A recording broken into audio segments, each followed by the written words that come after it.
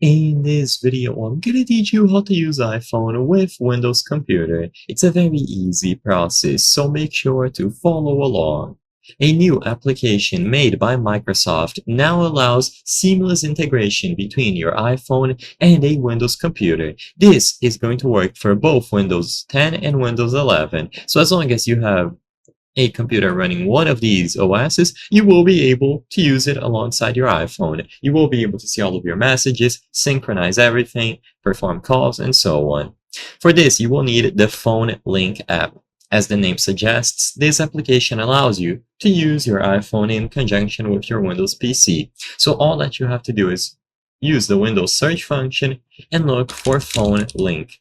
This application should be pre-installed on any Windows computer. If you don't have it, open the Microsoft Store and you will be able to download it there. You will notice that for me, iPhone is grayed out because my PC doesn't have Bluetooth. But if yours does, you will be able to use iPhone in conjunction with it.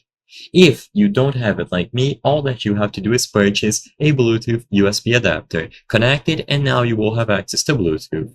Now, when you choose iPhone, they will display a QR code. This must be scanned with the camera on your iPhone.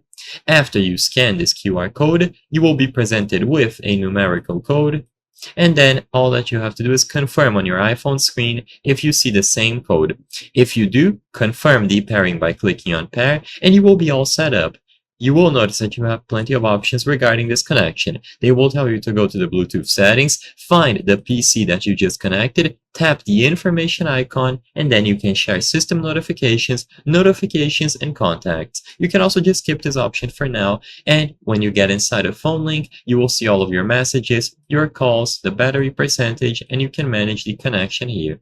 I hope I was able to help you on how to use iPhone with Windows Computer. If this video helped you, please be sure to leave a like and subscribe for more very easy tips. Thank you for watching.